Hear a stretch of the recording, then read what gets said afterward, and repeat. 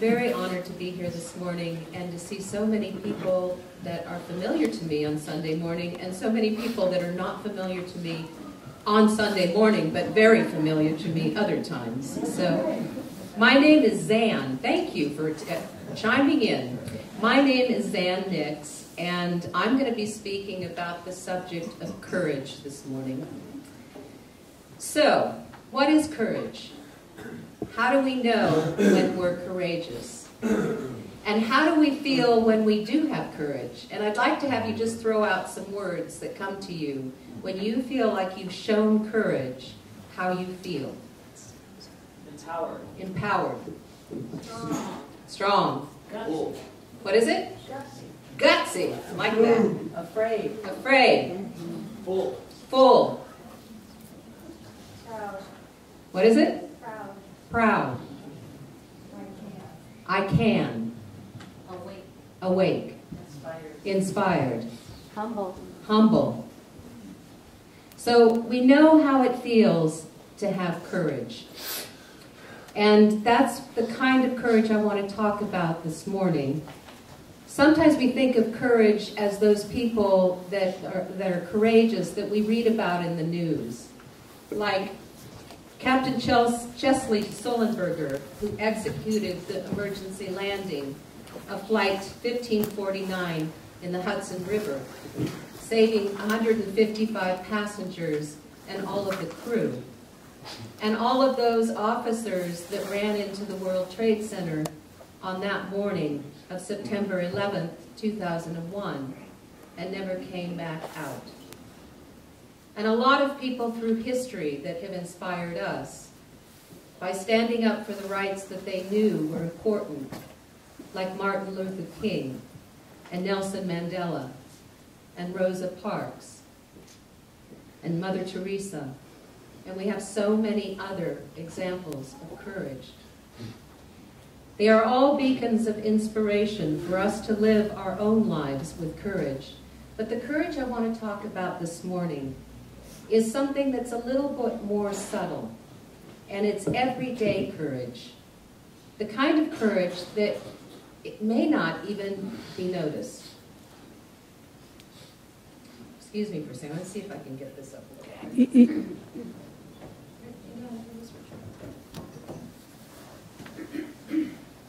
I've learned not to struggle with things and just fix them. And you got this.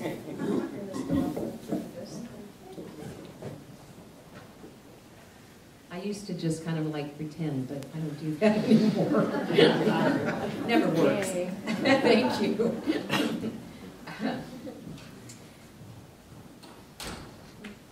So we do all know how courage feels on the inside.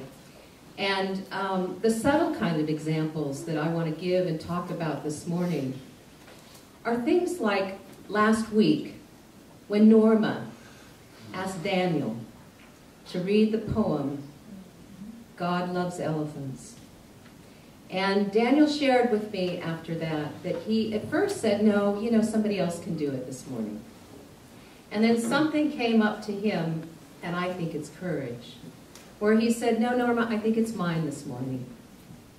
And he stood up here, and read that poem.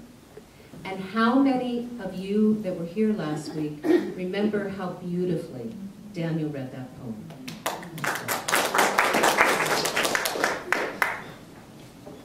That's the kind of courage I want to talk about.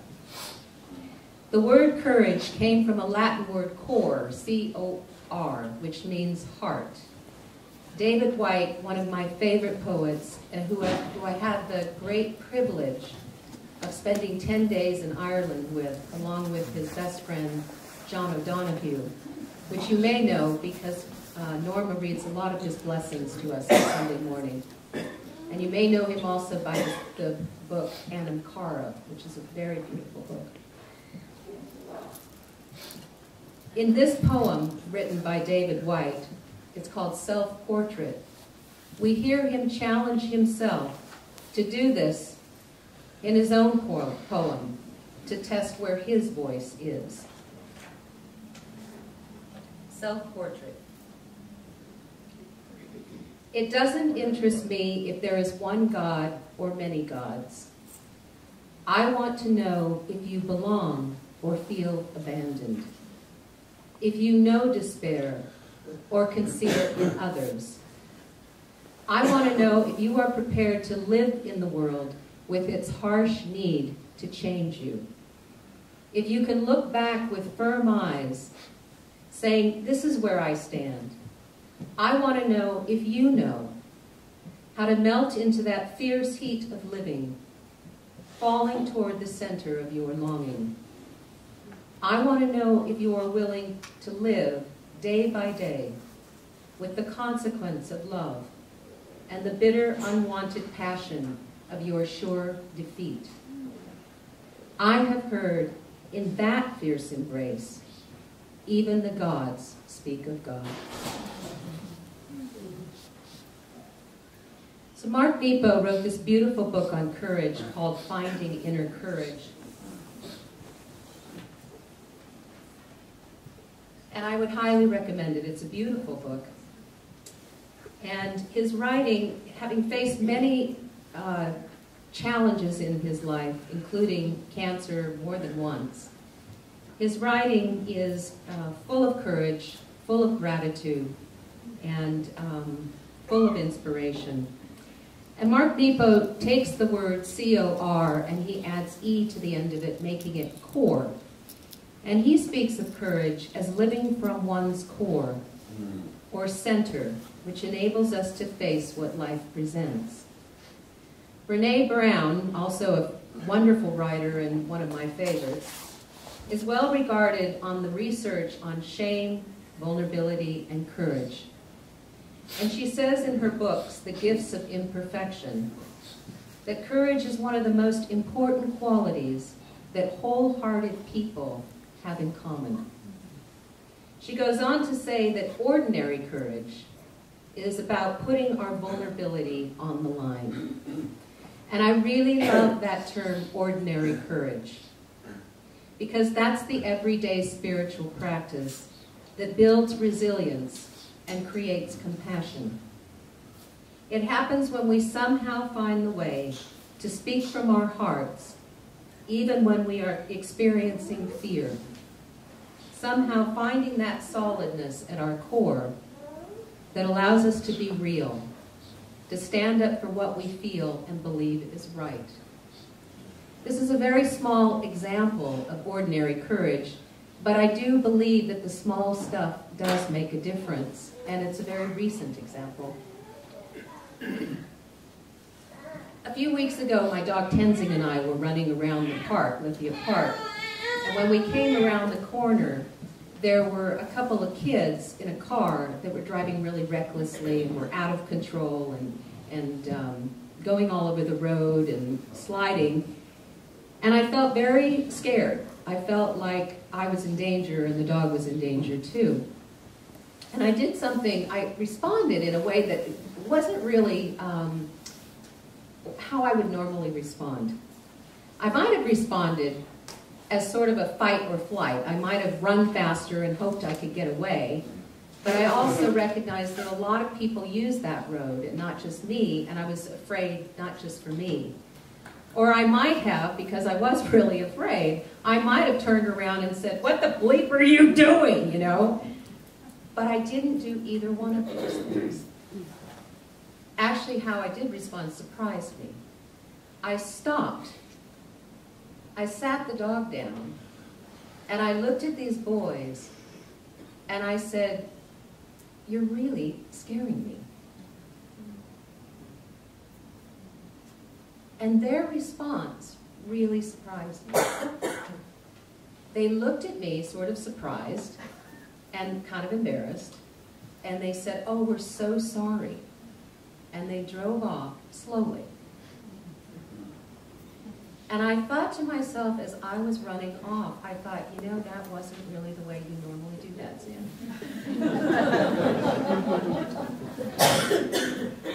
And I had just returned from Bali the day before. And I had spent 3 weeks in Bali. And it's a very, very gentle culture. And I learned something from my response, that how I responded to those kids allowed them to show courage.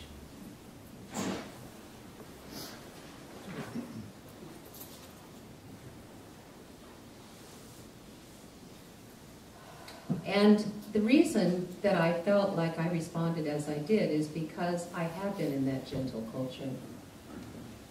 So when we feel the power to stand in our core, we don't have to respond defensively to what life presents. If we live with vulnerability, which as Brené Brown says, is the road to wholeheartedness, grief is unavoidable. And I have learned that I can't shut down the pain of being human without also shutting down the joys of being human. Perhaps this best describes the original derivation of the word vulnerability, which comes from the Latin word vulnus, which means to carry a wound gracefully. There's this beautifully raw quote about the willingness to carry the wound to transformation by Jewish writer Leon Wieselter, and it's from Finding Inner Courage.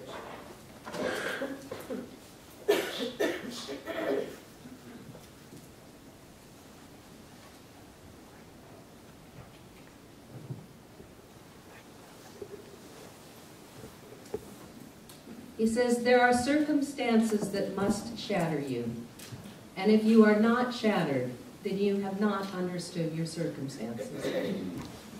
In such circumstances, it is a failure for your heart not to break. And it is pointless to put up a fight, for a fight will blind you to the opportunity that has been presented by your misfortune.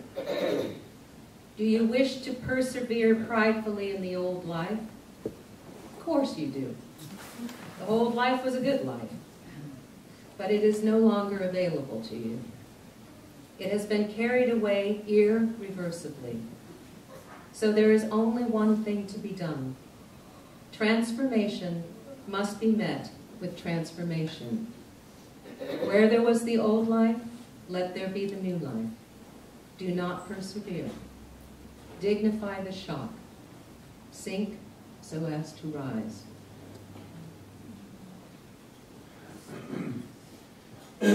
Years ago, I wrote this song for a young part of me that is spunky and playful. I called her Sarah because I changed my name to Sarah when I was in first grade because I wanted to be an actress, and so I named myself after Sarah Bernhardt. And I often hear people say, you know, Zan, I just love your laugh. And I actually don't hear my own laugh. But I do believe, I do feel it. And I do believe that it is coming from Sarah. And that's where that laugh comes from. Because it is uninhibited, spontaneous, and unself-conscious. So I wrote this song for Sarah because when it comes to letting go, she's really very slow. And like the elephants that Daniel read to us about last week, Sarah tends to go back and drag her trunk over the absent a few more times than most people think is necessary. She has her own choreography, and I have learned to respect it.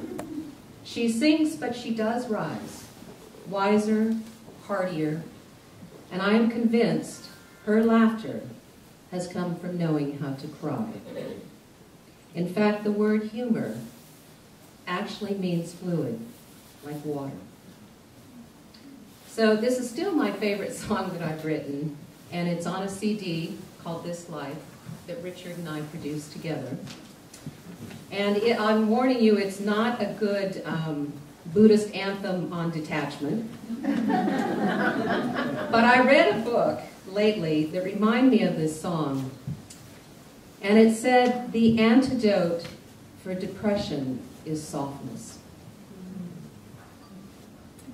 And I think that's what this song is really about. The courage to pay attention to loss, the way that elephants know how to do. So I'd also like to dedicate this song this morning to a little girl that's as feisty as Sarah. I call her my fierce princess because she's got a huge heart and a powerful will and an 8-year-old body. So wherever you are this morning, Miss Rio, this song is for us.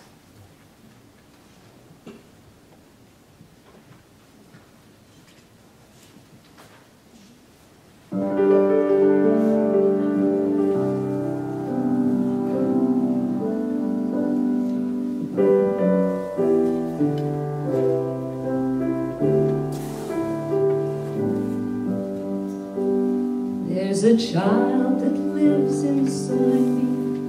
She sees through all the lies, has a heart that feels so deeply, and a soul that's old and wise. But she doesn't understand one thing, what us more mature folks know.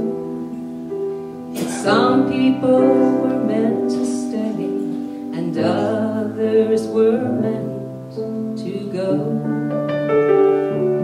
I just tell her I love her as I look in her sad eyes. She's the smartest little girl in the whole darn world, but she doesn't understand goodbyes.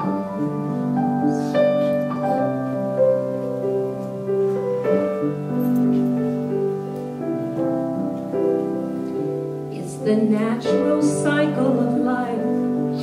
All things grow and then they die. But the little girl inside me will always ask me why. Why can't people stay in love? Where's the happy ever afters? Why can't puppies live forever and fighting end with laughter? I just tell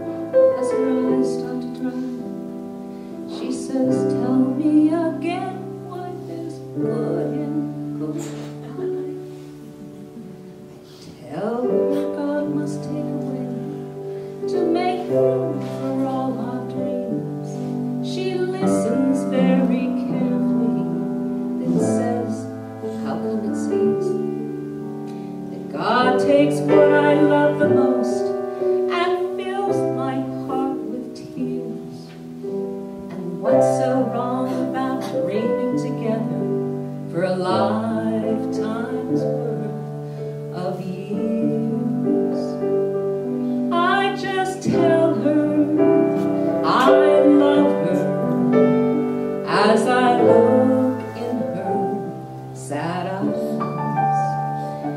She's the smartest little girl in the whole darn world, but she doesn't understand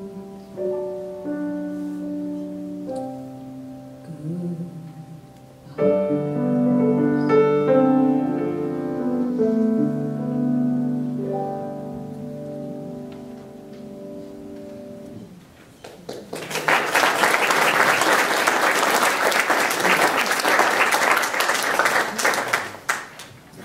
And while we're on the subject of softness, There's some words on your chair, and I'd like to have you sing this chat with me.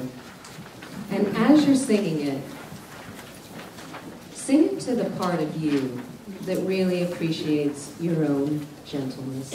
It's by Karen Drucker. It's called Gentle with Myself.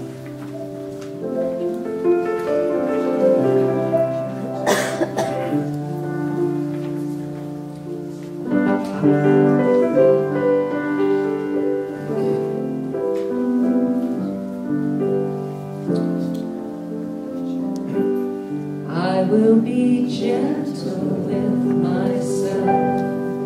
I will be gentle with myself. And I will hold myself like a newborn baby child. I will be gentle with myself. I will be gentle with myself. And I will hold myself like a newborn baby child. I will be tender with myself. I will be tender with myself. And I will hold myself like a newborn baby child. I will be tender with my heart. I will be tender with my heart.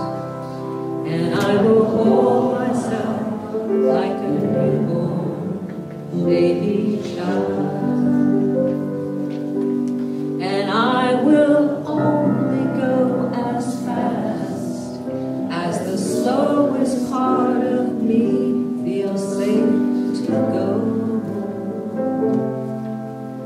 I will only go as fast as the slowest part of me feels safe to go. I will be easy on myself. I will be easy on myself. And I will love myself like a newborn baby child. I will be easy on myself. I will be easy on myself. And I will love myself like a newborn baby child.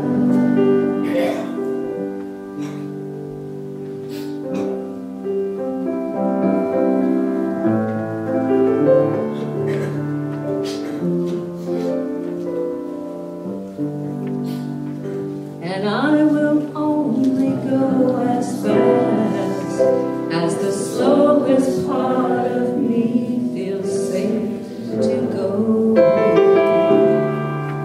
And I will only go as fast as the slowest part of me feels safe to go.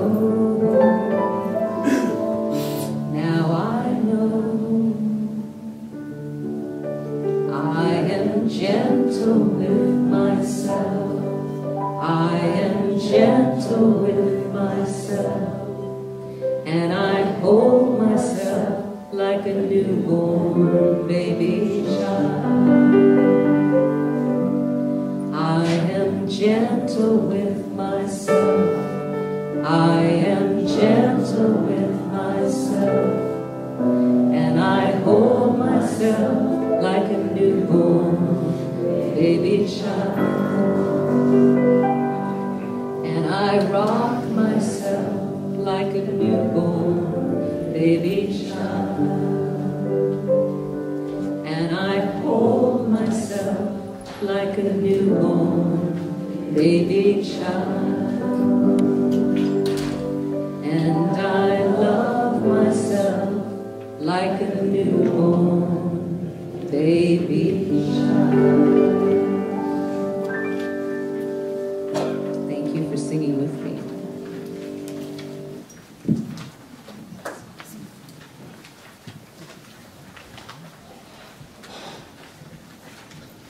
So as I said last month, I traveled to Bali and I fell in love with the culture the people growing up in a Hindu environment from the very beginning of life knew that all life works together. And there's an ingrained knowing that they are all one.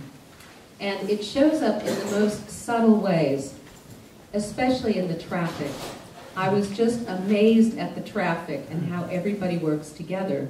If we drove here the way they drive there, we would be having an accident every 5 minutes. But there is such an awareness and a consciousness that they're all driving together. And I stood at the corner at a really busy intersection, and I watched this amazing ballet of the cars and the buses and the scooters. And it just amazed me how nobody actually ran into each other. And I also noticed when somebody wanted to back up in really busy traffic, instead of people honking like, gosh, you know, what are you doing? It's like everybody around that person stopped what they were doing and made sure that person got turned around and going in the right direction. And it reminded me that because there was so much kindness in the air, and there was a lot of the spiritual values and rituals of gratitude going on throughout the day, that it reminded me of the community that we create on Sunday mornings as well, and the kindness that I notice when I walk in here on a Sunday morning. So this is a song I wrote about the courage to live from our hearts and our passions and our individual ways of contributing. It's called This Life, and I am so grateful that I get to sing it with Cerise, who, the first time I heard Cerise sing at Unity, which the music is such an important part for me of Sunday mornings, I wanted to sing with her. And I went up to her afterwards and I said, how do I get a hold of you?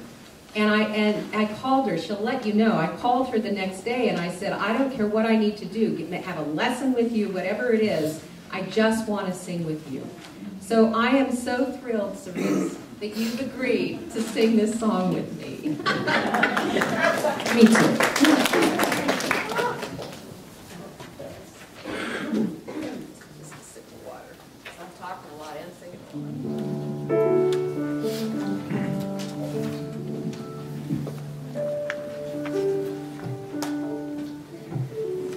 Zan and I did not plan our color coordination today.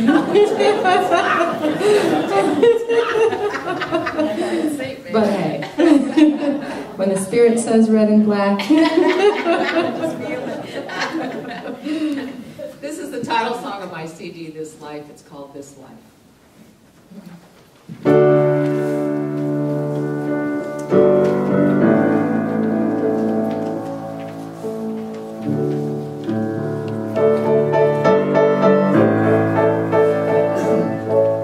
This is the life I've come to live.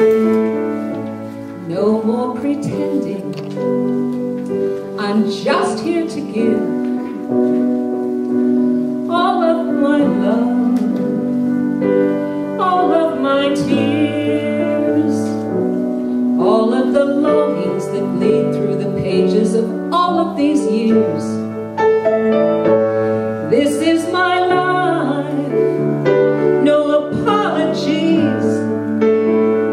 I dream what I dream, feel what I feel, believe what I believe. These are the truths I'm here to speak.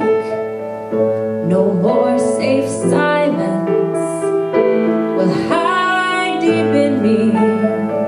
I want all of my fears, all of my rage. I want to burn to the ashes the gifts of compassion and change. These are my vows I renew each day, to be faithfully true to a life when it's through. I've got no more to say.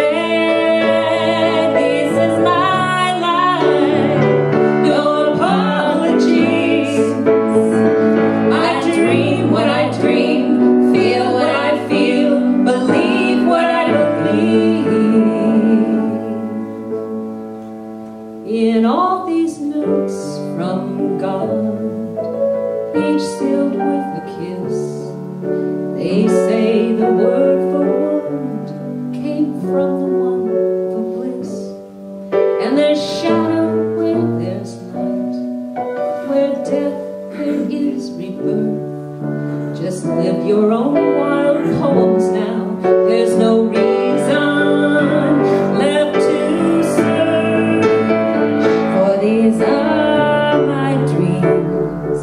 I'm here to wake. No more postponing. There's too much at stake. I want all of my wins, yes, and the times I must fail. The courage to ride passion's breeze onto dark, stormy seas. And learn how to sail. These are my dreams that light my days. I love what I love, give what I give, have faith in my own way. This is my life, no apologies. I dream what I dream, feel what I feel, believe what I believe. This is my life, no apologies. I dream what I dream, feel what I feel, believe what I believe.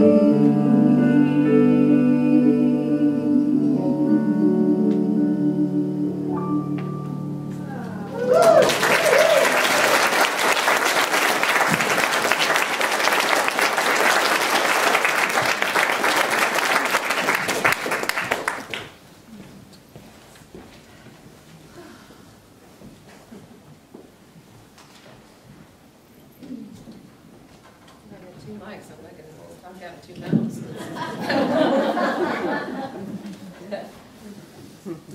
So David Hawkins, in his book, Letting Go, The Pathway to Surrender, talks about the levels of consciousness and where courage fits in. He says the level of courage, 200, is a critical point that marks the shift from negative to positive energy. It is the energy of integrity, being truthful, empowerment, all those words that you mentioned, and having the capacity to cope. And the more we practice courage, the less we fear what life will bring us, because we never actually really know, even if we think we do. Yet courage gives us more resilience, and when we have faith in our resilience and our capacity to cope, it allows us to stay more open to our lives and more open to each other. And this is a song I wrote about staying open, and it's called To Know Love. And please sing it with us, because the words are on your chairs. And Cerise and I are going to sing it, and Don is going to join us on the drums. So, and actually, I'd like to have you stand up and move on this one, because this is a move song.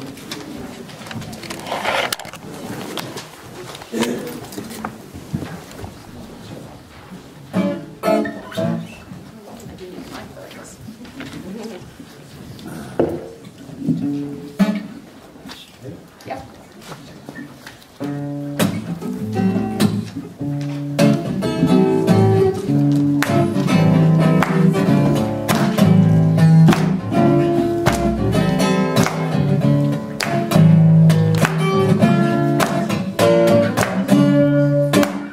I gotta feel to be real. Keep my heart wide open. Gotta feel to be real. Know what's deep inside. Keep the river running through, just like children know to do. I gotta feel to be real. To know love. I gotta pray every day. Keep my soul wide open. Gotta pray every day. Know what's deep inside. Know the path will lead it clear. Know just why God wants me here.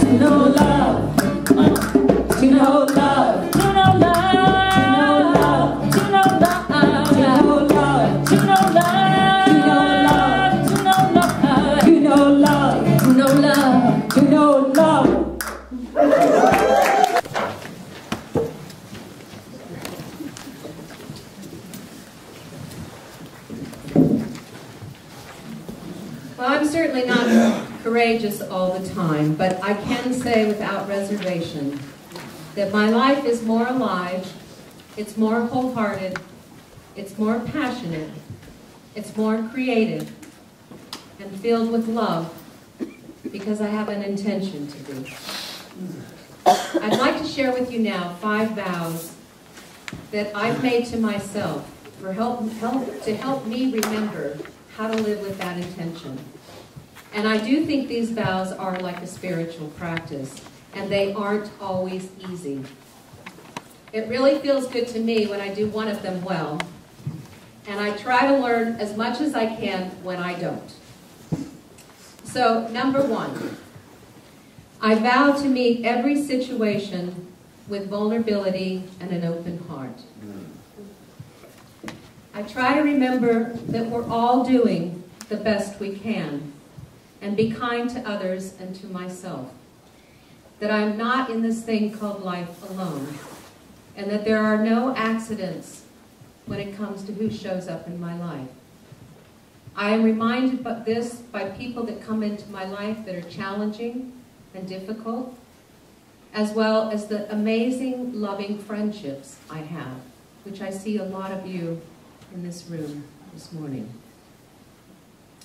And my friendships teach me a lot about courage, how they live their own lives, and how we hold each other in whatever is going on in our lives.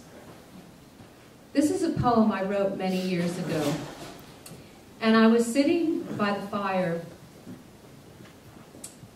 after one of my favorite friendship activities, a ritual that Pokey and Bruce, dear friends of mine, have shared for over 20 years. We call them jammy nights.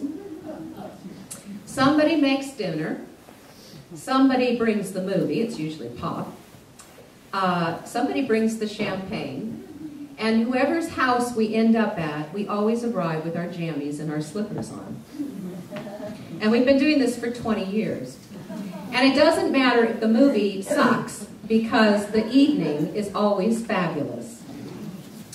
And so I wrote this poem thinking about how precious history is to me and my friendships. And so this is a song for all of you out there. How many of you are out there that are married? So this is a poem for all of you that are married after all these years and still happy. And it's especially... Show of hands, please. I wouldn't embarrass you like that, but Jane would.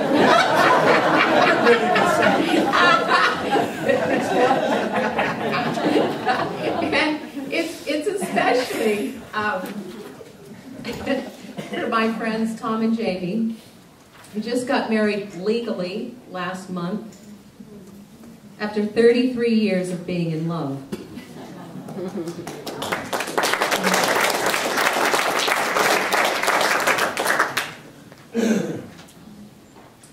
So this is a poem called A Love That's Aged Well. And it's from my book, Unchosen Poems. It got that name because the person that helped me edit my first book, he said, you know, Zan, these rhyming poems, they just don't go. And I said, well, okay, but they are my favorite poems. So they became a book called Unchosen Poems.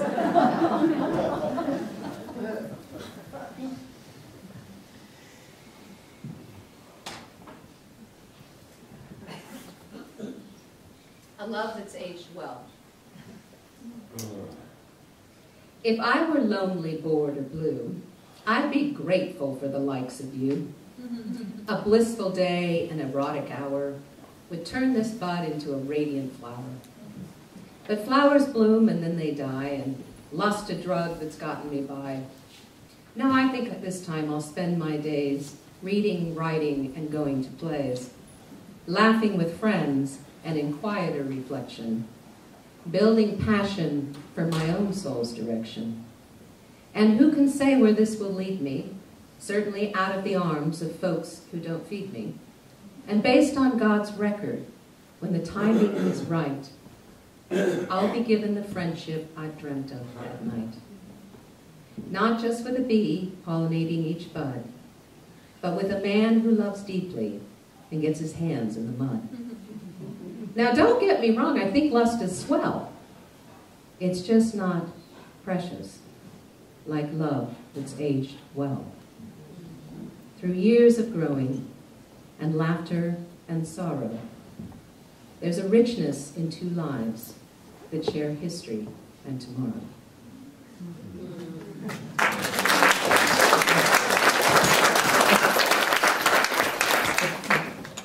So meeting every situation with vulnerability is an ongoing process and learning. We live in a culture that celebrates invulnerability, that image of being strong, independent, accomplishing alone, not needing support. It's a very dangerous setup. It actually makes us more fragile. When I deny my own needs, when I deaden my feelings, I don't have the same sensitivity towards myself, nor to you. When there's not that interdependence, like the traffic in Bali, we crash into each other. Or we feel completely alone in challenges we face as human beings. When we share our experiences, especially of grief, we don't feel so isolated. One of the questions I asked my driver, Diana, in Bali, was what was the crime rate and how common was drugs in their culture. He said the crime rate was very low and there wasn't very much local drug use. I asked also if Balinese people went to counselors, like for depression or like, relationship issues. And that question, he didn't even know what I was asking. He's really confused. And I thought, what a difference how we, in this country, make up 4% of the global population and still manage to use 2/3 of the illegal drugs worldwide. And how 9% of our population are experiencing depression. And I've not done extensive research on this, and I know that there are individual situations that wouldn't fit into this. But intuitively, I feel like there is a huge price we pay in our country for being independent and invulnerable. And putting attention on spiritual values throughout the day in ritualistic ways creates a very, very different environment.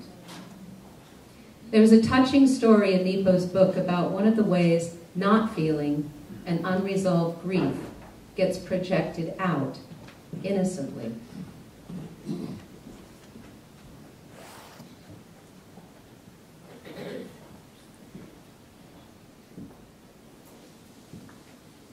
Somewhere in this time we live in, she was one of many, too many, an orphan of war. Her story took place in Guatemala. Her parents were killed, and her brother lost in retaliation. And 3 years later, this little girl, maybe 9 or 10, was found pulling the wings off a butterfly, muttering, "Proposita, proposita, poor little one, poor little one." The image has haunted me, for in her innocence and pain, she revealed and relived the knot of our struggle as human beings. What we don't face as our own, we perpetrate on others.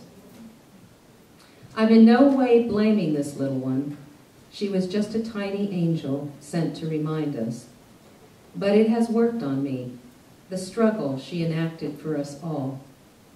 She, of course, was the poor little one whose young wings had been torn, and carrying a pain too big for her small heart.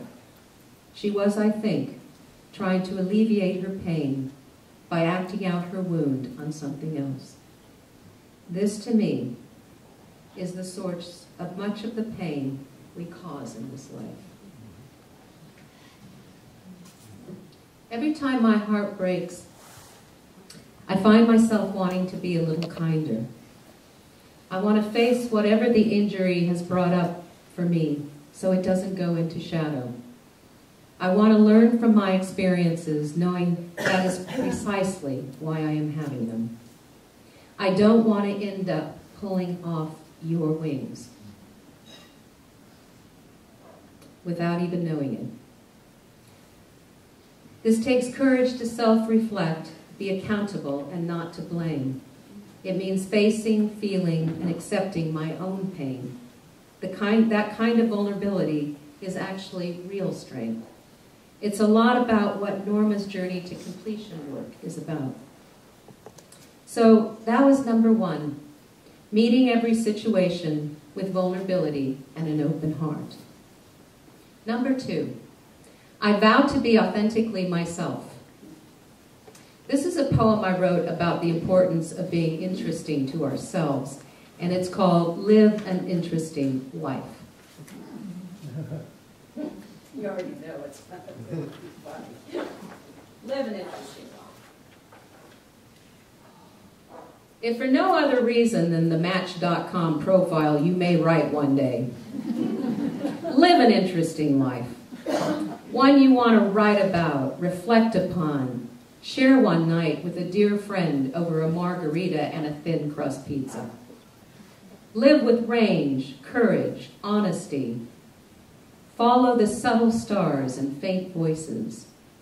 Take risks that lead you down, over, through to wisdom. If for no other reason, God reads profiles too. Make yours irresistible, the kind that elicits immediate and giddy response. Your story is the only real business card you'll ever need.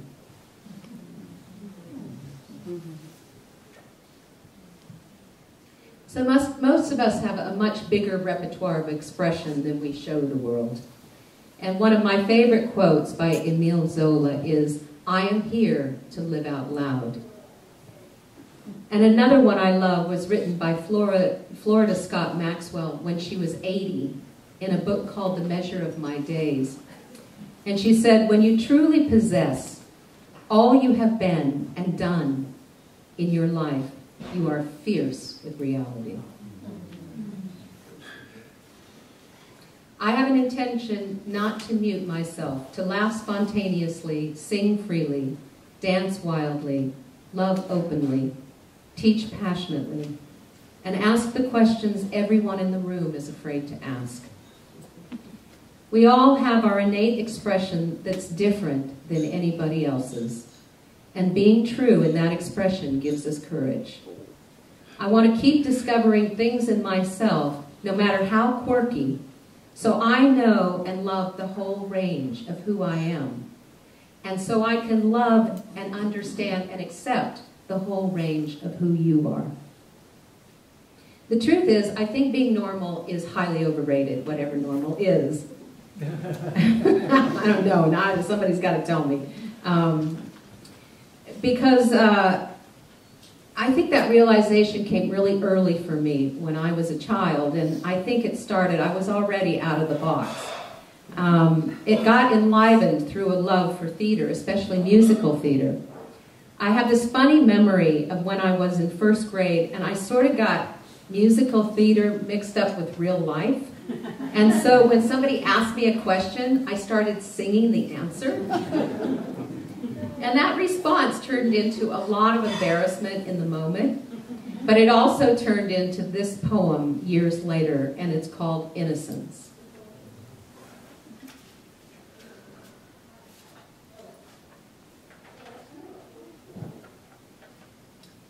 We liked each other. You know how that goes. Like WD-40. Makes things spring open. When little Ricky Johnson found the leather in himself, momentarily overriding his shyness, that's when it happened. The grand let go. Something in my small frame became sky. I answered his question how I'd seen it done many times before, where I learned about love, in musicals, where boys and girls could figure anything out together with a duet. And solos were essential to the good story.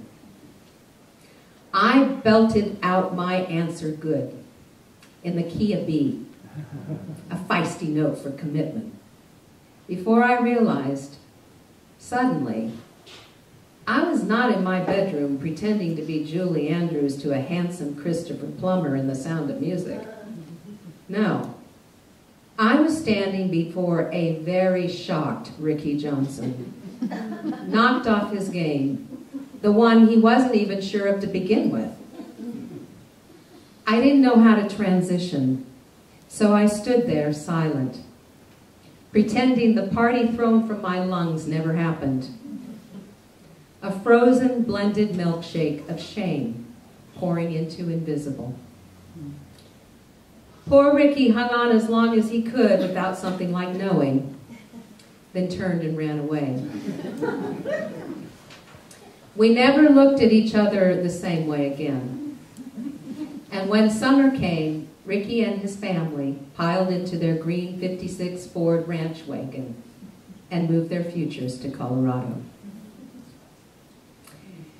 I sometimes wonder, because life is like this, if Ricky Johnson went on to find other girls with bowls for hearts made to break for freedom, in the same way that I went on choosing men who ran off the playground when they didn't know what to say.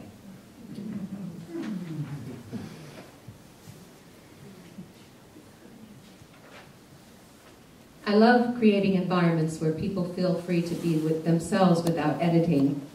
And I believe that that's when we become so lovable. And it happens a lot when I teach at the college, and by the end of the quarter, there's this playfulness and freedom and giddiness that happens when we all get in that room together. And it's a sweet response to belonging and acceptance. And my students have been amazing inspirations to me for courage and how they are themselves and put it out there. Joseph Campbell said, "The privilege of a lifetime is being who you are." Mm-hmm. And I think he's right. And it's important to know who we are, because if we don't, we take on other people's versions of us, and we miss that privilege. So number 3, I vow to face what is. I try to stay committed to looking, feeling, intuiting, addressing, and trusting my body, because I know my body is a whole lot smarter and faster than my mind. So even if I don't understand what it's feeling, I trust that I'm picking something up, and I'll someday or sometime know what that is. When it comes to conflict, I don't always know the best way to respect my core and someone else's. I try my best to have compassion for both of us and remind myself that we are not separate. In fact, the very word compassion comes from the Latin word compati, which means to suffer with, as in mutual recognition. I am very clear that everything is energy, and how I treat you affects me, and how I treat me affects you. Have you ever thought about that expression, "you caught me off guard"? It's funny, really, to think about that somehow we can be prepared for everything. That being surprised is really code for being vulnerable, and somehow we can avoid that. But I find the more I practice how I'm going to respond to something or someone, the more I miss what's possible in the moment. Actually, I miss what is in the moment. Sometimes we are so afraid of what has already happened or will never happen. And we think that decisiveness is being courageous, but often it is exactly the opposite. Carl Jung, the father of Jungian psychology, is a very good example of this kind of patience. He wandered inwardly for 8 years en route to finding his biggest discovery, the one of collective unconscious. and he struggled with a lot of depression and confusion. It takes more courage sometimes to hold the discomfort long enough for the gift to arrive. And it's no surprise that the French word for bliss, blessure, is also the word for wound. So what is always unfolding, and courage gives us a certain faith in the unknown, the patience to wait and see. Which leads me to number 4. Having faith in all the ways Spirit informs my evolution or my growth. I adore this poem by Rumi that talks about sometimes we actually don't know what's the best for us. It's called Who Makes These Changes? Who makes these changes? I shoot an arrow to the right, it lands to the left. I ride after a deer and find myself chased by a hog. I plot to get what I want and end up in prison. I dig pits to trap others and fall in. I should be suspicious of what I want.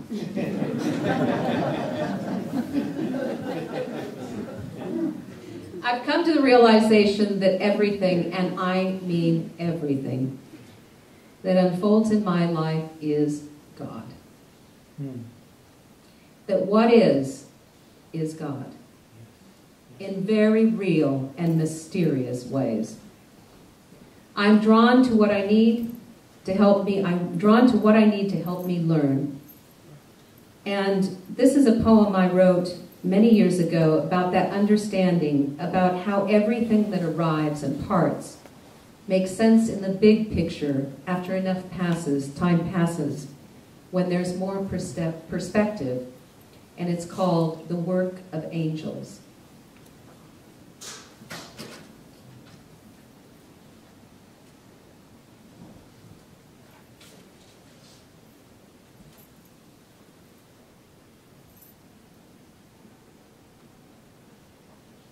The Work of Angels.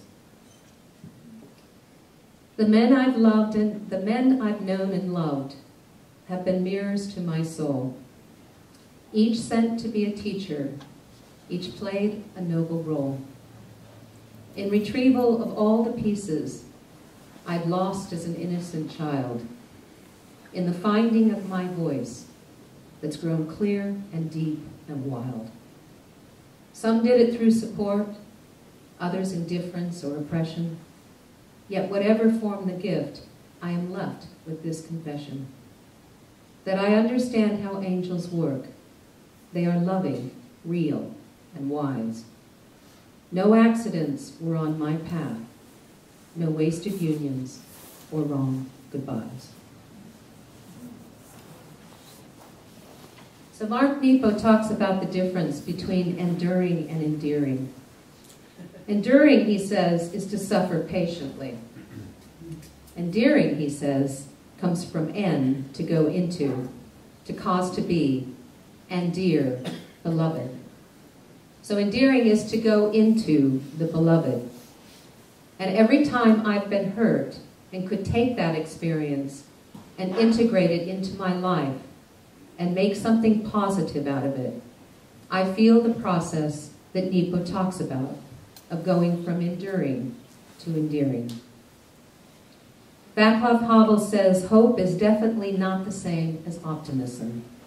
It is not the conviction that something will turn out well, but the certainty that something makes sense regardless of how it turns out.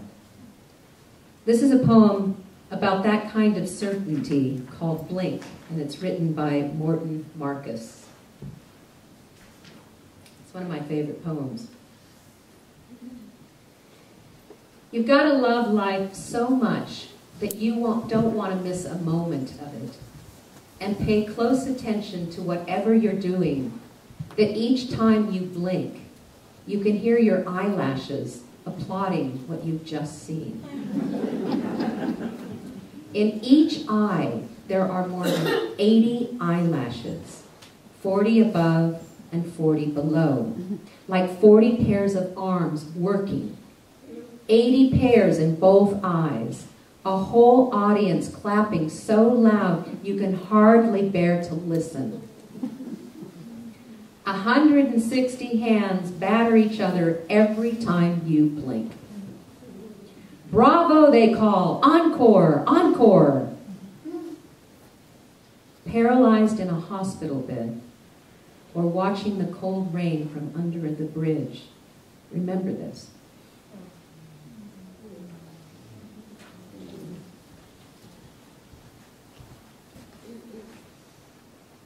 I often ask myself, what is the most loving thing I can do now that could potentially have a positive effect later? And love helps me rise above my own ego and act from a higher ground, a desire to do what serves the greater good. As Nepo says, simple courage, anonymous courage, is born out of love that enables us to reach through our cloud of fear to pull each other back into the light. So the last vow I practice is number 5, to come from love. Love and vulnerability are inseparable. If you really love, vulnerability comes with the package. And if you end up at the end of a relationship, the same as how you began, then you haven't really loved. Because real love grows you. One of my favorite writers, David Rico, he's a psychologist and a spiritual, with a spiritual Buddhist perspective. And I use his writings often when I teach the psychology of love at the college. He says, may I show all the love I have in every way I can to everyone on earth, no matter what I do or how they treat me, since love is what we are and why. If there is just one thing we could do to grow our courage, it lives in that quote. For the more capacity we have to love and be loved, the less fearful we will be to live wholeheartedly, to live on a daily basis with ordinary courage. Brené Brown's term for putting our vulnerability on the line. I don't know anything as powerful a vehicle for that than love. It's ironic that the word lover in Italian, amator, is very close to our word amateur. So coming from love in all situations is a very humbling intention. And I, a lot, need a lot of help. And I think we do need a lot of help from each other to have that intention. One of my most beautiful manifestations of love on many, many levels is the villa I built in Mexico with my dear friend Lloyd Haynes. I named it Villa Poema de Amor, Villa Love Poem. You may have seen it when my friend John Darling, who is here in the middle of the crowd, stand up, John, wrote a beautiful article, and you're welcome to take a copy. It's on the back table. John is also an amazing writer and a wonderful poet. But he did an article about the villa that took the whole front page. Now this is when the tidings was still that big, huge page that we used to look at. And I think I did share a little bit of it with Reese Witherspoon, who was here that week to film Wild. But other than that, it was the whole page. And it's absolutely amazing. And it is a clear example to me of the courage. Well, first of all, it takes a lot of courage to build a house in Mexico. That's one. 2, it doesn't have any straight corners, so everything is round about this house. And I also have to hand it to Lloyd for his courage, and he teaches me a lot about courage. For his faith in doing this project together, and his trust in that we could do it well, which we did. So when I think of this last vow, to come from love, sometimes it's incredibly challenging, and sometimes it creates miracles, and sometimes it just does both. So to recap the vows that help me with ordinary courage, the spiritual practice that I don't always do as well as I'd like to, but I'm always learning no matter what. Our number 1, Meet every situation with vulnerability and an open heart. Number 2, to be authentically myself. Number 3, to face what is. Number 4, to have faith in all the ways Spirit informs my evolution and growth. And I trust that that's true for every one of you as well. And number 5, to come from love. In conclusion, courage expands our consciousness and gives us the capacity to have more transparency in our hearts and in our minds, which creates a more compassionate community. My passion now, says Nepo, is to stay as close as possible to the pulse of what is kind and true. So I leave you with these 2 questions this morning. How do you show courage in your own life? And are you appreciating yourself for all the ways you do? Before I sing this last song, I would like to say thank you to Cerise for singing with me, and for Richard, who has been supporting my music for 15 years now. And if it wasn't for Richard, I would have no songs, because Richard and I are the ones that make me a songwriter. And I'd also like to say thank you to all the musicians and the people that come and play and sing for us on Sunday mornings, because Unity wouldn't be the same for me without the music. And I'm always deeply touched by the music in Sunday mornings. So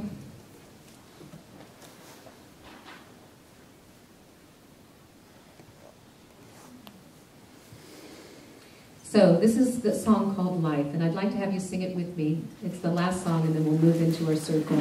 The words are on your chair, and it's called Life.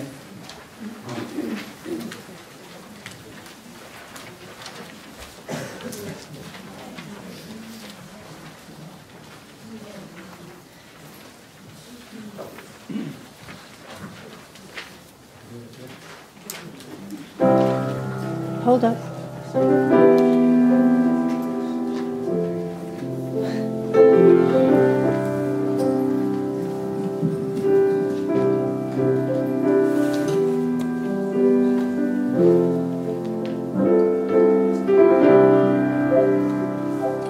Life is a pretty great place to be if you don't mind mystery.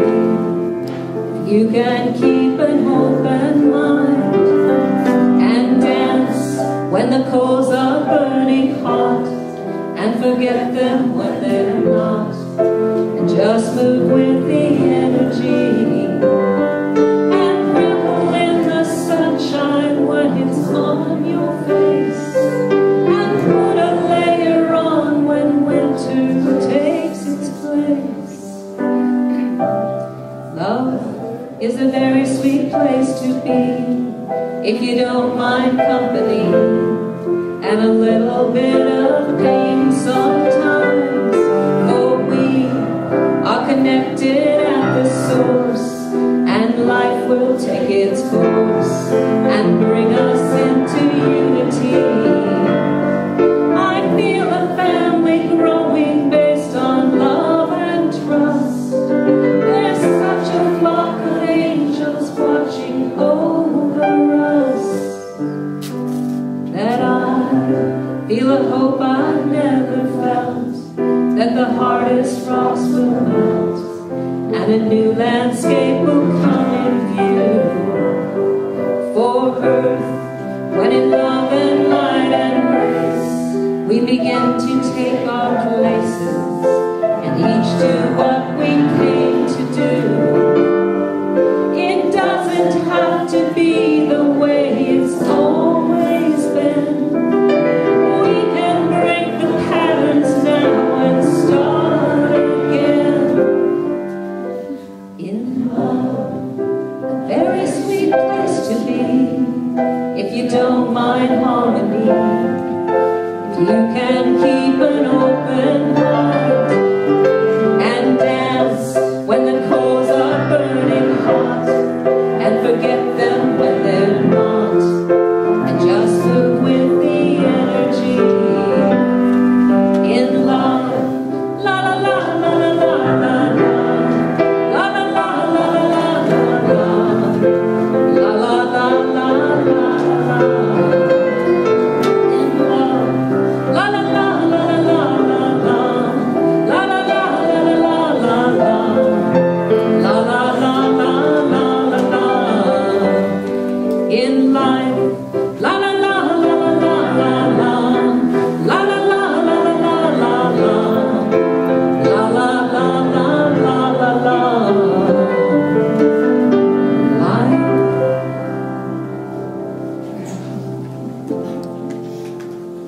Thank you so much. Give me some fabulous audience. Thank you. And Norma tells me that we need to take the offering, so she's on now.